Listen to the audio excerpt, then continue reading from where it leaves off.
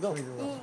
Yes, ito na nga dahil blind item ko ako magbabasa nito, di ba? Hindi na nga raw Kuya Romel at Carl, hindi na nga raw si Actress A ang bagong apple of the eye ng isang mayamang businessman, kundi si Actress B na balitang binilan ng mansyon na malaking bahay at lahat ng karangyaan ay binibigay sa kanya.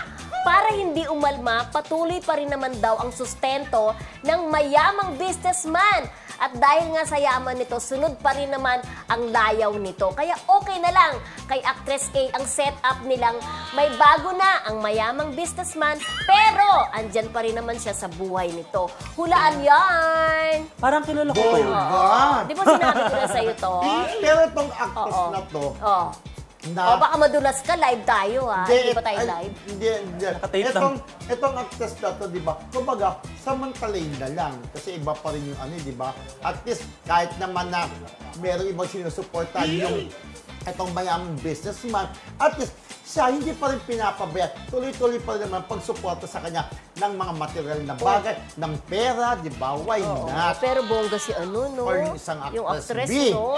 Siya yung bagong apple of the eye. And for instance, Kaya pala maganda ibang-iba ang naman. dating niya ngayon. Napakaganda ng dating niya ngayon. Blooming siya, no? Blooming. Ang yaman-yaman ng may dating. nagpapa-inlove sa kanya. Oo.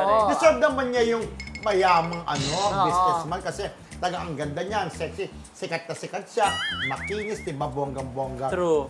Ang dami niyang pelikula, may serye, lagi-lagi may serye, bida sa mga serye. Ako, kilala ko naman na to, pero para sa ating mga viewers, baka naman, Mama Mildred, may clue ka dyan. Anong clue mo daw, Kuya Romel? May clue ka ba Ang clue ko, dyan? Maganda siya. Maganda siya. Yung Actress A ay maganda rin. Oo. Kaya lang Actually, siyempre, pareho silang maganda para sa eh. maganda. No? Oo. Kaya lang, siguro ang pagkakaiba is, matagal na kasi yung mayamang businessman tsaka yung At- actress, actress A. A. Ay, oo, totoo. Eh, siguro di ba alam naman natin sa mga Correct. lalaki in general, di ba, naghahanap din talaga ng bago. Sa bagay. Pero maganda naman, tinanggap naman ni Actress A di umano, Ano yung setup nila? yung setup nila na kahit may iba pa rin itong businessman na si Actress B. Correct. Pero doon kaya kay Actress B, okay lang din na meron pang Actress A yung mayamang businessman. As long as tuloy ang give love Yun sa lang, kanila. why not, diba?